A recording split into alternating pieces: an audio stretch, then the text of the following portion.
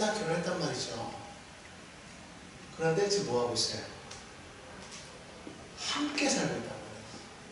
떠나지 않겠어요. 지금 야곱이 아들들에게 뭐라고 말합니까? 가서 쌀을 사오라고 그랬어요. 뭐 베냐민은 아직 결혼 안 했다고 치자고요. 나머지는 다 어떻게 되는데요? 다 분간했어야 되는데 지금 같이 살고 있단 말이죠. 왜 같이 살았을까? 요셉의 일이 있고 나서 유다는 솔직히 마음이 좀 상했어요. 그랬던 것 같아요. 그러니까 요셉의 사건 이후로 바로 유다는 형들과 떨어져서 살았단 말이죠. 형제들과. 그리고 그곳 여인과 결혼을 해서 자녀를 낳고 살았단 말이에요. 자, 이걸로 봤을 때는 대부분이 다 흩어져서 사는 게 맞았을 텐데 같이 살았던 이유가 무엇일까 생각해보면 나는 그것이 야곱의 상실감 때문이다라고 생각을 했다는 거예요. 요셉을 잃은 이유로 야곱은 무척 상실했던 거예요. 어쩌면 그 어느 때보다도 급속도로 노화가 진행되었을지도 모르겠다라는 생각이 들어요.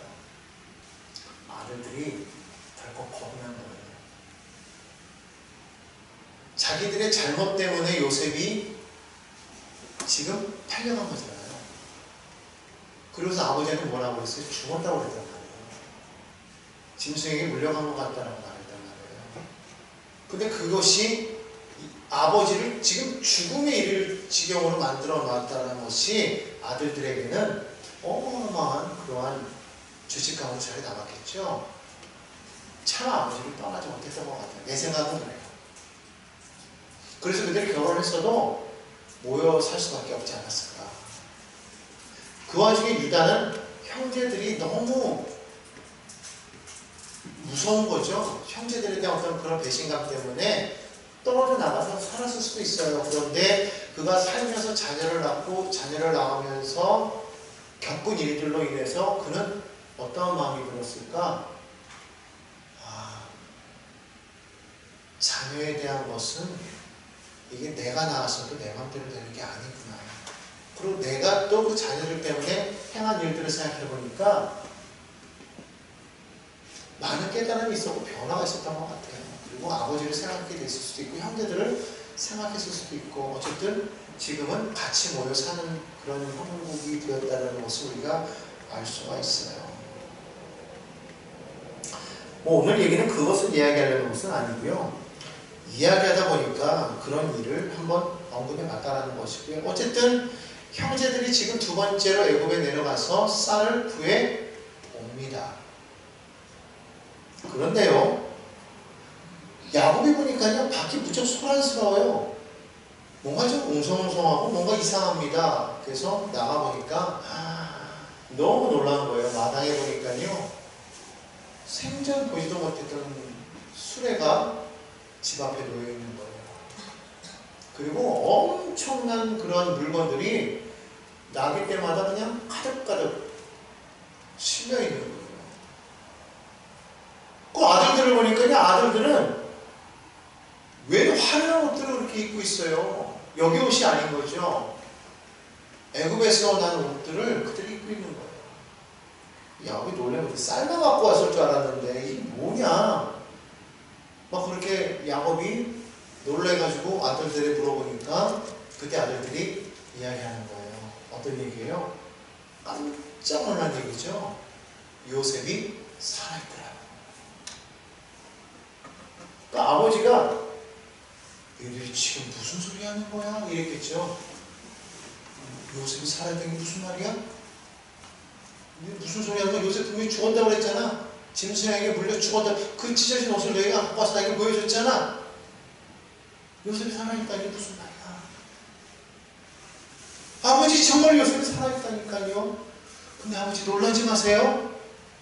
근데 그 요셉이요, 애굽에 총리가 되어 있어요. 아버지가 도무지 믿기지 않는 거예요. 어떻게 그런 일이 있을 수가 있을까? 어떻게 그런데 요셉이 형들에게 한 말을 아버지에게 전하면서 요셉이 준 선물들과 수레를 보여주니까 아버지가 그제서야 정신이 돌아온 거예요. 아니 벙벙하던 그 요셉이 비로소 정신을 차리기 시작한 거예요. 오늘 성경에 보니까요 27절 45장 27절에 보니까 이렇게 말해요. 요셉이 자기를 태우려고 보낸 수레를 보고서야 기운이 솟아난지라. 그러니까 여러분 이거 잘 아셔야 돼요. 지금까지 야곱이요 기운이 없었다는 거예요. 거진 죽은 사람처럼 되었던 것 같아요. 물론 어떤 정도인지는 모르겠지만 기운이 없었어요. 요셉 때문에.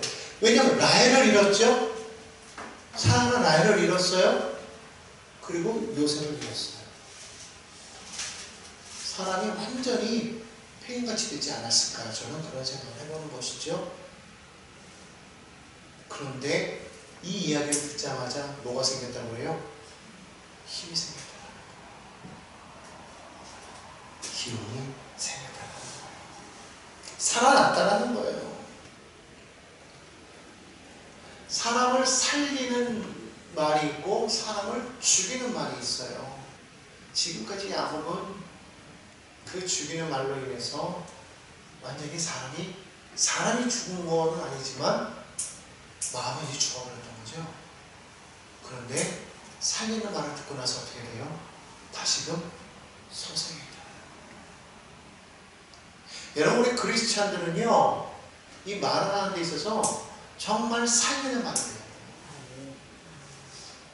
전해야 된다 할지라도요 가능한 한 안 좋은 말보다는 좋은 소식을 전하는 자가 되어야 되겠다는 말이죠. 세상은 나쁜 소식을 전해요. 그걸 보고 뭐라고 그래요? 뉴스라고 해요. 여러분 뉴스를 보십시오. 오늘 방송하는 뉴스를 보세요. 좋은 소식 있어요? 없어요. 대부분 다 듣다 보면요 마음이 막 아파. 그 최근에 들리는 소식은 왜 이렇게 비행기가 잘 떨어져? 비행기가 타기 이제 겁나는 거는 뭐 둘째 문제고 그 가족을 잃는 그 사람들 마음이 얼마나 아픕니까? 그런 생각 들잖아요. 뉴스에서 좋은 소식은 전혀 없어요. 다 나쁜 소식이에요. 그런데 성경은 좋은 소식을 전하신다는 거죠. 우리가 이 성경을 말할 때 뭐라고 그래요? 성경은 우리는 언약이라고 해요. 언약. 그죠? 하나님의 언약. 근데 그 언약이 뭐냐면 우리를 하나님께서 구원하시겠다는, 살리시겠다는 언약이라는 거예요. 그 언약을 이루기 위해서 누가 왔어요? 예수께서 오시더라고요. 그래서 그 예수께서 오셔서 우리에게 구원의 길을 열어주신 저 십자가의 그 은혜를 우리에게 알려주셨어요. 그것을 전하는 그 소식을 성경에서 말하는 그 소식을 뭐라고 그러냐? 복음이라고 말합니다. 그래서 그 복음을 영어로는 뭐라고 그러느냐? Good News라고 말합니다. 그러니까 세상에서 말하는 모든 뉴스들은 다 bad news라면, 나쁜 소식이라면, 마음을 괴롭게 하는 소식이라면 하나님의 말씀은, 하나님께서 전해주는 이 언약의 말씀은 우리에게 어떤 뉴스냐, 어떤 소식이냐? good news예요. 좋은 소식. 그러니까 우리는 항상 이것을 전하는 거예요. 이것을 전하는 것은 많은 사람들에게 희망을 주고 소망을 주고 생명을 주고 기쁨을 준다는 것이죠. 여러분 그런 마음으로 이거를 전하는 자가 되어야 되는 거예요. 의무감이 아니라 마치 내 안에 승전보를 전하듯이 야 우리나라가 이렇게 잘 되었대라는 것을 우리가 알게 되면 우리는 전하고 싶어요? 안 전하고 싶어요? 전하고 싶잖아요. 그런 마음이에요. 얼마 전에 그 뉴스에서 공익 광고를 보니까 광고에 그런 게 나오더라고요. 그 과거로부터 지금까지 그 대입하는 그 아이들 그 학력고사 그 모습들을 쫙 보여줬는데 거기 보니까 90년대인데 그때는 뭐 그냥 뭐 이렇게 벽에다만 붙여가지고 막 이렇게 광고했잖아요. 붙었다 안 붙었다. 어떤 아버지인가 봐 그냥 막 달려가면서 붙었다 하면서 막 가는 거예요. 아니 남의 아들도 아니고 자기 아들 얘기인데 누가 그걸 좋게 듣겠어요? 얼마나 본인한테는 복된 소식이 막 좋아가지고 붙었다 그러면서 막 뛰어가는데 그걸 보면서 얼마나 기쁘면 저걸 저렇게 외치면서 다니까. 오늘날 우리가 예수를 만나서 예수로 인해서 우리가 구원받은 그 사건이 얼마나 기쁘지 않으면 우리가 외치지 않을까. 반면에 외치는 사람은 그 마음이 얼마나 기쁘니까 외칠까. 이걸 우리가 생각해보자는 것이죠. 그러면서 우리가 우리 자신을 돌이켜보자는 것. 나는 정말 예수를 만나서 구원받은 이것이 정말 내 안에 정말 기쁨으로 막 차고 넘치는가. 이거 우리 생각해보자는 것. 마치 꼭 세상에 어떤 그런 감정들처럼 처음에는 기뻤는데 그 감정이 막 식어져 버리는 거야. 처음에 막 차를 사면은 차 샀다고 막 기쁘지만 그 차를 산 기쁨은 한 달을 못 간다면서요. 그나마 좀 더 오래 가는 게 집을 사면 한 6개월은 기쁘다는 거지. 그나마 더 긴 건 뭐예요? 결혼하면 1년은 기쁘네. 그러니까 우리가 예수 믿은 것도 그런 거 아니에요? 예수 믿고 막 기뻤는데 어느 순간 지나고 나니까 다 식어져 버리고. 왜 그러냐? 그때 그 감격을 우리가 자꾸 되새기지 못해서 그걸 되새기지 못해서 그 감격을 우리가 잊어버리기 때문에 그렇다는 거예요. 그걸 우리가 잊지 말자는 거예요. 기억하자. 예수로 인해서 내가 구원받은 그 사건을 기념하고 막 마음속에 막 그것이 날마다 막 새로워질 수 있도록 기억하고 또 기억하고 또 기억하고 그런 우리가 되어야 될 줄 믿습니다. 이것이 기쁨이 되면 전할 수가 있는 거예요. 그게 복된 소식이에요. 지금 오늘날 세상에 필요한 것은요, 배드뉴스가 아니에요. 굿뉴스예요. 그런데 배드뉴스는 방송을 통해서 막 전해지는데 굿뉴스는 방송을 통해서 전해지는 것이 너무 힘들어. 그러니까 들을 데가 없는 거예요. 그나마 우리 크리스찬들이 내 안에 있는 그 굿뉴스를 전하지 않으면 그나마도 들을 수 없게 된다는 것이죠. 그러니까 우리가 해야 되는 건 뭐냐면요, 무조건 그 사람을 전도하자가 아닌 거예요. 그냥 우리는 뭐 하기만 하면 되는 거예요. 광야에 외치는 소리가 되는 거예요. 광야를 향해서 외치라는 거예요. 외치면 그들이 회개하고 돌아오는 것은 누구 몫인 거예요? 그들의 몫인 거예요. 요나에게 너는 가서 저 큰 성 니네에 가서 외쳐라 그랬지, 가가지고 외치면서 그들을 붙잡아가지고 끌고 와라 이게 아니에요. 변화를 시키기 위해서 막 어떻게 노력하라가 아니에요. 그냥 외치기만 하라는 거예요. 근데 요나는 믿었다라는 거예요. 외치면 변화될 걸 믿었기 때문에 안 간 거고, 억지로 가서 외쳤는데 그냥 마지못해서 외쳤다고 나는 생각을 해요. 그럼에도 불구하고 외침 소리에 그들이 변화가 되니까 회개하더라는 것이죠. 그러니까 우리는 그들이 회개하는 자리까지 끌고 올 의무는 없어요. 우리는 뭐가 있냐면 외치기만 하면 돼요. 왜냐면 저들은 거세게 거항하거든요. 나쁜 뉴스를 듣는데 체질화가 돼 있어가지고 나쁜 뉴스를 듣는 걸 너무 좋아해. 어떤 나쁜 뉴스만 들어오면 아이고 저런 찝찝하면서도 그걸 막 옮기고 다녀. 어제 그랬대 이랬대 서로 막 그러면서 막 얘기하잖아요. 그죠? 그러면서 그게 누구한테 원인이 있고 누가 문제고 무슨 그런 나쁜 얘기가 들어오면은 어제 어디서 무슨 뭐 사건이 터졌대 뭐가 어떻게 됐대 이거는 자꾸 얘기하면서 좋은 소식은 안 얘기한단 말이에요. 그러니까 체질화가 돼 있어. 그런 속에 우리는 뭐 하는 거냐, 복된 뉴스를 전하니까 저들이 자꾸 방어하는, 그러면서 얘기하는 거죠. 그런 뉴스가 어딨어, 가짜예요.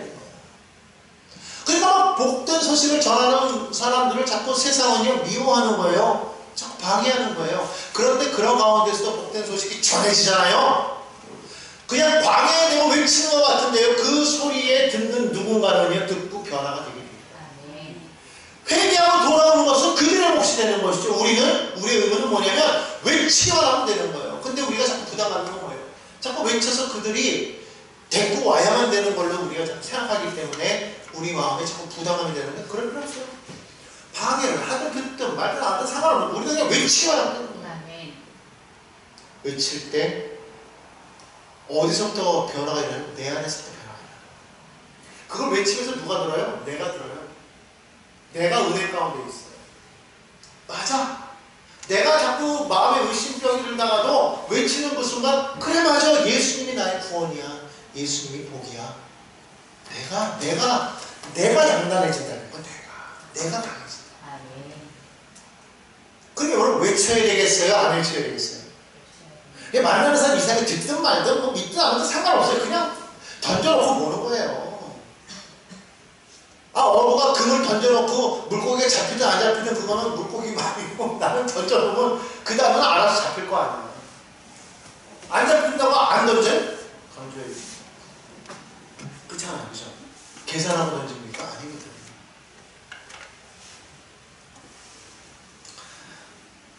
아무튼 요셉이요 막 살아났어요. 듣자마자 어떻게 합니까? 바로 짐을 챙깁니다. 정리를 해가지고 성경을 보니까 46장 1절에 뭐라고 말하고 있냐면 모든 소유를 이끌고 떠났대요. 모든 소유. 그러니까 이사한 거 이사. 정리한 거예요. 잠깐 몸만 가는 게 아니고 요셉이 거기서 총리에서 산다니까 글로 다 끌고 가는 거예요. 전부 다 끌고 가는 거예요.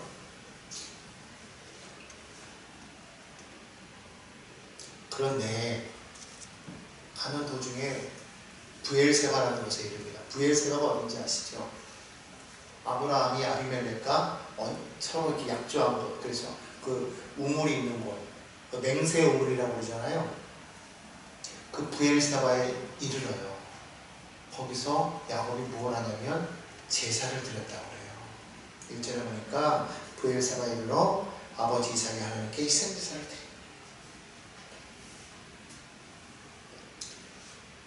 이 예배하는 모습을 보니까 또 야곱도 예배를 하게 되는 거죠. 아버지가 예배하는 모습을 보고 자녀도 예배하는 거예요. 근데 거기서 예배하는데 그날 밤에 야곱이 환상을 봅니다. 야곱은요 참 하나님이 아브라함도 그렇고 이삭도 그랬지만 야곱에게 특히 하나님이 환상 가운데 잘 나타나셔서 말씀하시는 것 같아요. 특히 어딜 떠날 때 하나님으로 갈 때도 그는 하나님을 환상 가운데 만났잖아요. 오늘 여기 브엘세바에서도 하나님께서 나타나셨다라는 거예요. 2절에 보니까요. 그 밤에 하나님이 이상 중에 이스라엘에게 나타나셨대요. 이스라엘은 야곱을 말합니다. 뭐라고 말씀하셨대요? 야곱아, 너 애굽으로 내려가기를 두려워하지 말래요. 이 말은 무슨 말이냐면 지금 야곱의 마음이 뭐가 있다라는 거예요? 두려움이 있었다는 거예요. 아들을 보러 내려가는 게 얼마나 마음이 기뻤겠어요. 우리는 흔히 생각할 때 이야 야곱이 이제 신이 났다 기쁘겠다 힘이 났으니까 막 그렇게만 생각했는데 야곱의 마음에 기쁨에 대한 마음도 있었겠지만 한편으로 뭐가 있었더라? 두려움의 마음이 더 컸더라는 거예요. 왜 그랬을까요? 왜 야곱은 두려웠을까요? 야곱은요 경험했잖아요. 자기 고향을 떠나서 저 바다나무로 갔을 때 하란에서 그는 어마어마하게 고생했잖아요. 20여 년 동안을 잠깐 갔다 올 줄 알았어요. 20여 년 동안을 떨어져 살았다는 거예요. 힘들게 고생하다가 겨우 도망치듯이 외삼촌의 집에서 나와서 그는 고향으로 돌아왔어요. 물론 돌아올 때도 얼마나 힘들었어요. 에서 때문에. 그러다가 야복강가에서 천사를 만나서 씨름하고까지 했잖아요. 판도표가 부러지는 그러한 일도 겪었잖아요. 고생했단 말이에요. 힘들었단 말이에요. 자기가 있어야 될 것을 떠나서 그가 얼마나 많은 고생을 했던 것을 알았고 그가 겨우겨우 마침내 자기가 하나님께서 말씀하신 그 자리로 다시 돌아왔는데 이제 다시 떠나야 되는 거예요. 다시 떠나야 될 때 그 마음에 얼마나 두려움이 있었을까. 이게 내가 가도 되는 게 맞나. 왜냐하면 자기는 보지 않았지만 그의 조상이었던 할아버지 아브라함 때 흉년이 들어서 그가 애굽으로 내려갔을 때 아브라함은 애굽에서 엄청난 봉변을 당했어요. 아내를 빼앗길 뻔했단 말이죠. 아버지 이삭이 때에도 흉년이 와가지고 내려가는데 하나님께서는 애굽으로 내려가지 말라고 그랬단 말이에요. 그럼 나는 내려가도 되는 거야.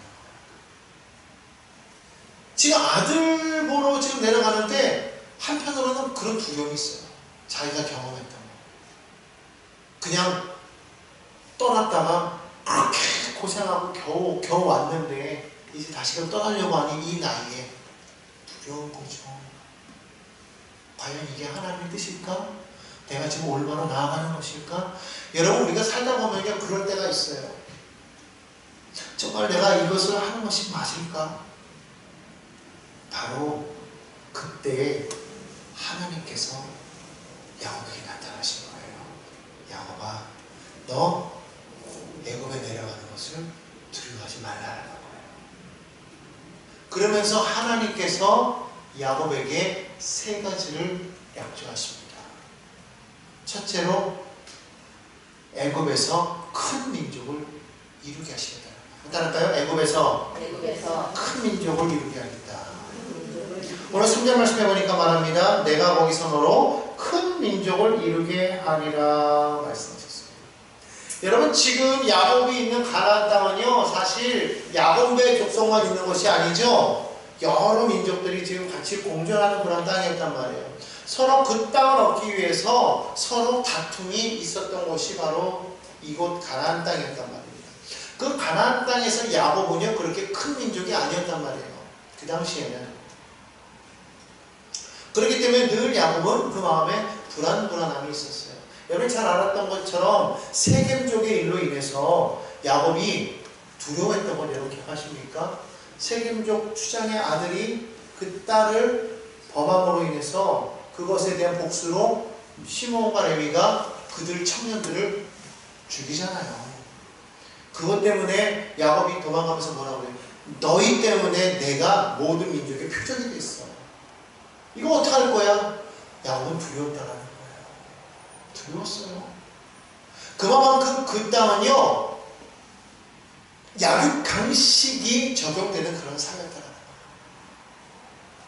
그런 곳에서 야곱의 백성들이, 이스라엘이 정말 온전하게 성장할 수 있었겠느냐? 그러지 못했을 것이다. 하나님께서는 분명히 아브라함에게 약속하셨어요. 내가 너로 큰 민족을 이루게 하겠다. 그리고 너로 인하여 너희 후손과 모든 민족이 복을 얻게 하겠다. 그러려면 어떻게 됩니까? 먼저 이들이 성장해야 된단 말이에요. 근데 성장하기 위한 그런 장소로 가나안은 좀 부족한 거예요. 약속의 땅이긴 하지만 그 땅을 너에게 줄 것인데 지금은 아닌 거예요. 그래서 어디로 옮기시느냐? 애굽으로 옮기셨는데 그곳에서 어디에 정착하게 됩니까? 바로 고센 땅이라는 곳에 정착하게 됩니다. 이 고센 땅은요, 이 애굽에서도 위쪽에 보면 이 나일강 삼각지의 그 삼각지 안에 들어있는 팔레스타인이 있으면 이쪽이 팔레스타인이죠. 여러분이 보면 팔레스타인에서 이렇게 쭉 내려오다 보면 여기 애굽이 있고 여기가 팔레스타인 땅이면 바로 요 중간 지점에 바로 여기에 고센이라는 땅이 있었다는 거예요. 그 고센 땅은요, 딱 이렇게 하나의 이렇게 독립된 공간으로서 애굽 중심지와는 좀 떨어져 있어요. 그러면서 목축을 치기 아주 용이한 그런 공간이었다는 것이죠. 실질적으로 야곱은 목축을 하는 목축민이었지만은, 그러나 여러분 잘 아는 것처럼 이삭의 때에 이삭은 농사를 졌거든요. 농사를 지면서 큰 결실을 얻었기 때문에 야곱은요, 목축도 쳤지만은 사실은 농사됐을 것이라는 그런 생각을 할 수밖에 없어요. 그런데 요셉이 야곱에게 뭐라고 말하냐면, 우리도 목축을 치는 자라고 바로에게 얘기하실 거라고 말한단 말이에요. 왜냐하면 이집트 사람들은 목축 치는 일을 상당히 하찮은 일로 봤어요. 그러니까 그런 사람들이 우리 안에 들어와서 같이 사는 것을 좀 약간 꺼리게끔 만들어 놓고 나서는 조금 떨어진 곳에 살 수 있도록 그렇게 배려 아닌 배려가 되게끔 만들어 놓은 것이죠. 이 요셉의 꾀로 인해 가지고 바로는 그 땅을 이스라엘 백성들이 살 수 있도록 허락을 했단 말이에요. 그곳에서 이스라엘은요, 주변에 어떠한 다툼이나 대적들의 공격이 없이 편안하게 애굽이라는 그 보호의 틀 안에서 이집트 사람들과 섞이지도 않으면서 그들은 자신들만의 민족을 성장시켜 나갈 수가 있었다. 아멘. 이건 놀라운 하나님의 은혜입니다. 아멘. 하나님께서 이스라엘을 성장시키기 위해서 그렇게 보호의 틀을 딱 도구를 이용하셔가지고 그들을 그곳에서 성장하게 하셨다.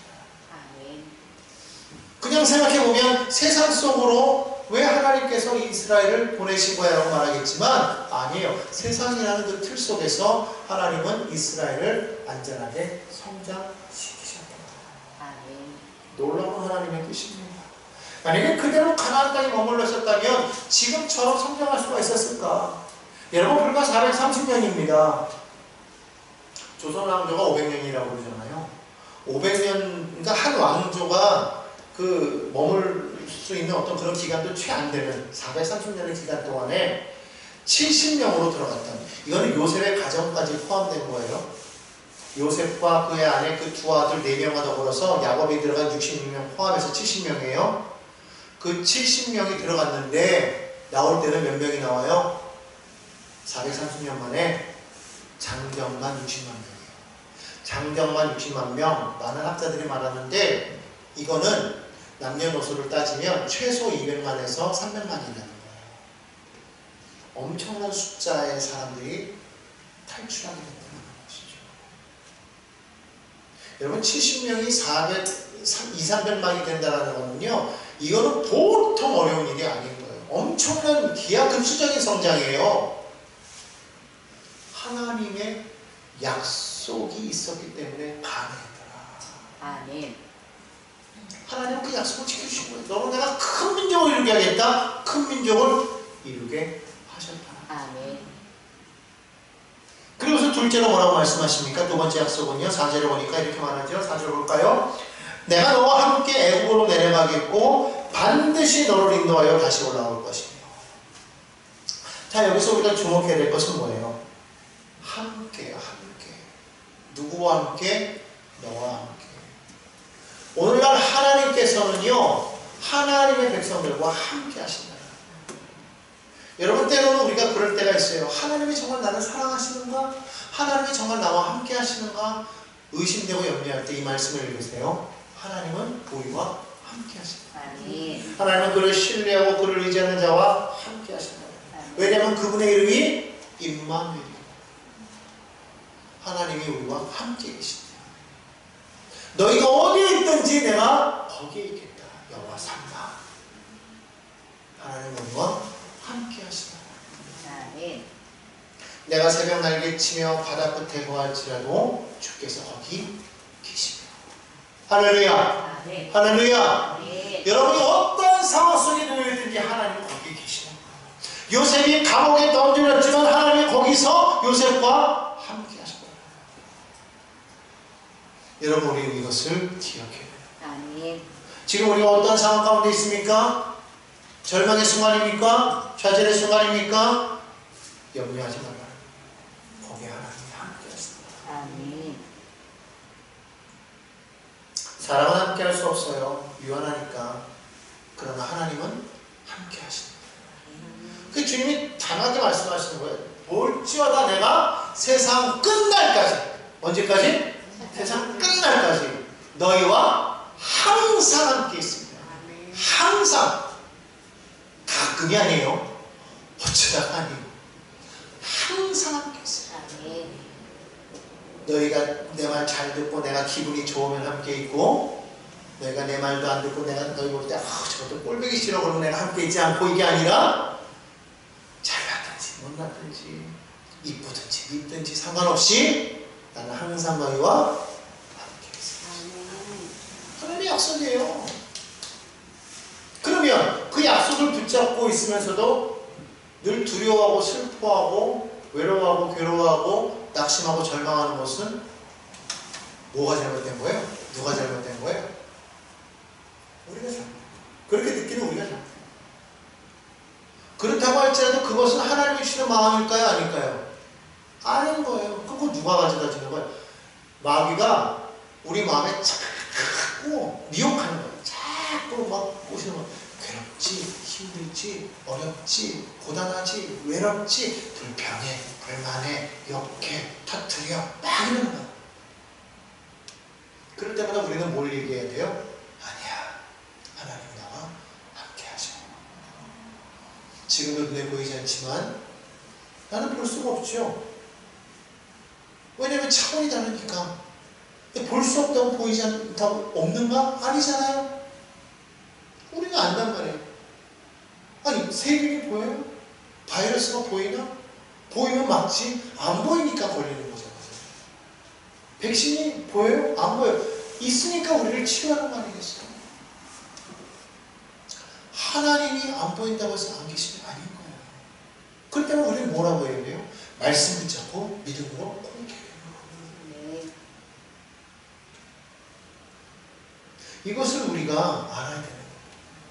너무 커도 안 보이고 너무 작아도 안 보이는 거예요. 우리의 감각으로는 한계가 있기 때문에 하나님은 너무 무궁하시기 때문에 우리가 볼 수가 없잖아요. 우리는 말씀을 하나님께서 그래서 말씀을 주신 거예요. 말씀이 곧 나다. 그 말씀 붙잡아라. 그럼 너희가 사는 거야. 내가 너희와 함께 하기 때문에 하나니 믿으라는 거예요. 여러분이 고달프십니까? 괴롭습니까? 고단합니까? 힘들어요? 외롭습니까? 아니요. 하나님과 함께 하세요. 아멘. 하나님 붙잡고 나아가십시오. 저는 넘어질지라도 완전히 넘어지지 않는 거예요. 아멘. 왜냐하면 하나님 우리를 붙잡고 계시고 아멘. 넘어져도 망하지 않아요. 왜? 주님 우리를 일으키신 것이기 때문에. 아멘. 여러분 우리가 이것을 기억해야 되는 거예요. 네가 지금 내려가니? 아니야. 다시 올라올 거야. 아멘. 내려가지만 걱정하지만 거기서도 내가 너와 함께 할 거야. 아멘. 인생이 내려가는 것 같습니까? 인생이 뭔가 좀 실패 자리를 가는 것 같습니까? 뭔가 다 꺼져버리고 더 이상 내 삶이 희망이 없는 것 같습니까? 아니요. 놀랍게도 거기에 하나님이 함께 합니다. 아멘. 그분을 믿으십시오. 아멘. 그분을 붙잡으십시오. 아멘. 그러면 하나님 뭐라고 말씀하시느냐? 반드시 내가 너로 하여금 다시 올라오게 할 것이다. 아멘. 반드시. 아멘. 그 말씀을 믿으라는 거예요. 아멘. 여러분 반드시 다시금 올라가게 됩니다. 아멘. 여러분 그렇기 때문에 우리가 기억해야 돼요. 내려가는 것도요 하나님이 허락하시면 내려갈 수 있어요. 근데 내려갈 때도 여러분 기억해야 돼요. 내려가는 것도 은혜야. 내려감으로써 실패한 것 같지만요 거기서 놀라운 방법으로 하나님께서 다시금 세우시는 거예요. 아멘. 그러니까 내려간다고 해서 우리가 그 내려가는 모습을 바라보면서 에이 실패했지. 하나님이 함께 계시는 사람은요 실패하는 게 없어요. 그냥 내려가는 거지 실패가 아니야. 그거는 다시 올라오게 돼 있어요. 그러니까 중요한 건 뭐냐? 말씀에 의지하여 가냐는 거예요. 아멘. 말씀에 의지. 주님이 말씀하시면 오케이인 거야. 내려가라. 그럼 내려가면 되는 거야. 문제는 말씀 없이 가는 게 문제지. 말씀으로 일단 우리가 딱 붙잡으면요 내려가는 게 있잖아. 왜? 그래야만 거기서 성장하니까. 가끔 사람들이요 자기가 겪은 어떤 하나의 실패 때문에 이게 그 마음 가운데 상처로 남아가지고요 이것 때문에 두려워가지고 그 두려움에 사로잡혀가지고 이게 트라우마가 돼가지고 움직이지 못한 사람이 너무나도 많아요. 그러니까 실패한 것이 뭐 많은 사람들이 그래요. 실패는 성공의 어머니라고 그러는데 이게 성공한 사람들이나 그렇게 말할 수 있죠. 한 번 두 번 실패하다 보면요 사람들이 이게 진짜 그 실패에 눌려가지고요 실패가 발목을 확 잡아요. 솔직하게 여러분 실패 10번 이상 해본 사람 한번 손 들어보세요. 실패 나는 실패 살아가면서 10번 이상 해봤다. 없어요? 10번도 안 해봤단 말이야.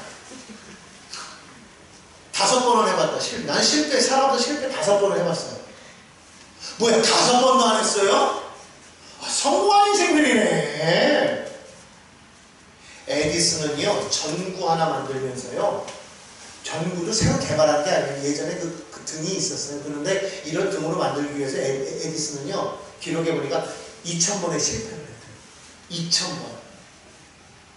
야 그러고 보니 여러분들은 성공한 인생이에요. 아멘. 그렇지 않습니까? 아멘.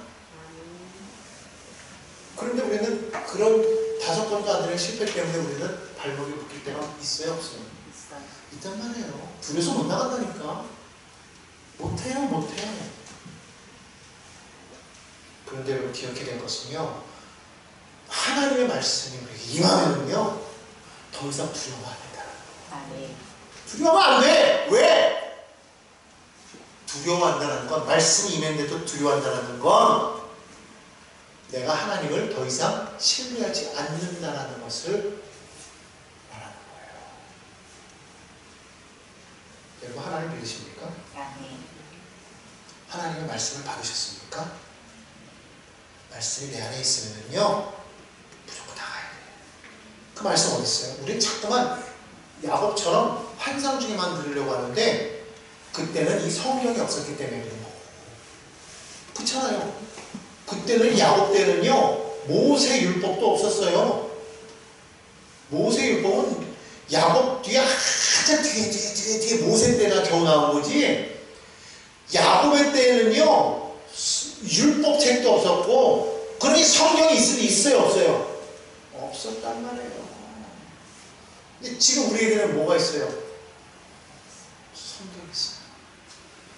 이것만 딱 펼치면요 하나님이 내게 주시는 말씀을 수만 가지를 받을 수가 있어요.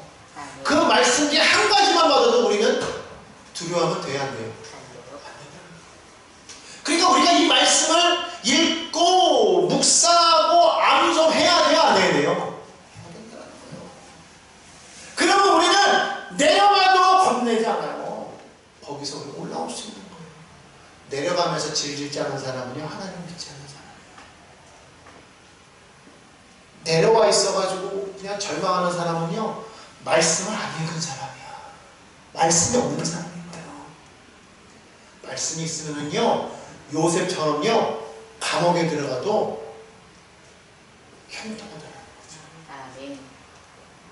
이걸 우리가 기억해야 돼요. 맨날 에녹처럼 나는 하나님과 동행하기를 원합니다 말하면서 하나님이 나와 동행하기만 하면 하나님께만 자꾸 그거를 넘기고 나는 가만히, 그러면 안 된다. 내가 믿어야 될 게 뭐냐면 하나님은 이미 그러고 계시잖아요. 아멘. 항상 함께하겠다고 하셨으니까 내가 보이든 보이지 않든 항상 하나님이 여기 계시는 거예요. 근데 내가 문제가, 내가 변해, 내가 열어야 돼, 내가 받아들여야 되는 거예요. 그러니까 여러분 기억하시기 바랍니다. 하나님은 함께 하시고 아멘. 함께 내려가고 함께 올라오는 것이다. 세 번째 약속은 무엇입니까? 이렇게 말씀하세요. 요셉이 그의 손으로 내 눈을 감긴 것이다. 무슨 말이냐면 야곱의 장래를 요셉으로 하여금 치르게 합니다. 한번 따라합시다. 야곱의 장래를 요셉으로 하여금 치르게 하시겠습니다. 약속입니다. 왜냐하면 야곱은 애굽에서 죽어요. 근데 하나님께서 뭐라고 그래요? 올라오게 하겠다고 그랬잖아요. 야곱이요 죽는데 그때 요셉이 어떻게 하느냐, 바로에게 나아가서 쫙 50장을 보니까요 이 얘기를 쭉 하니까 바로가요 요셉의 아들을 허락해가지고 고향 땅으로 가서 장례를 치료하라 이렇게 명령해요. 그래서 요셉이 주도하에 국장이 치러집니다. 엄청난 행렬이 가나안으로 가는 거예요. 어디로 갔습니까? 성경 50장 13절에 보니까요 아브라함이 돈을 주고 샀던 그 땅, 바로 마므레 앞 막벨라 밭에 있는 그 굴에 자기 조상들이 묻혀있는 바로 그곳에 야곱도 장사를 하더라는 거예요. 올라왔죠? 고향 땅으로 올라왔죠? 그리고 누가 그를 장례했어요? 요셉이 직접 했다는 거예요. 얼마나 하나님께서 확실하게 미래를 보여주시면서 약속하십니까? 약속이 이루어져요. 그러니까 너는 뭐하지 말아라? 두려워하지 말라는 거예요. 내려가는 거 두려워하지 마. 거기서 너의 인생이 끝난다고 할지라도 그것이 끝이 아니야. 걱정하지 마. 너는 약속의 자리를 떠난 것이 아니야. 왜? 내가 너에게 명한 것이 아니야. 너는 내려갔으나 그러나 다시 올라올 것이야. 누구의 손에 의해서? 요셉의 손에 의해서. 내가 그렇게 만들 거야. 걱정하지 마. 두려워하지 마. 하나님이 말씀하고 있어요. 오늘 여러분 어떠한 영역 가운데 놓여 있습니까? 두려워하시기 바랍니다. 아멘. 하나님께서 우리에게 말씀하신 그 약속 말씀 붙잡고 나아가면 우리는 하나님의 은혜 안에서 형통하게 될 거예요. 아멘. 평안함을 누리게 될 것입니다. 아멘. 그러므로 여러분 내려가는 삶입니까? 내려가는 것을 두려워하지 말고 하나님과 함께하고 있음을 기뻐하는 믿음의 성도님들 다 되시기를 주님의 이름으로 축원합니다. 아멘.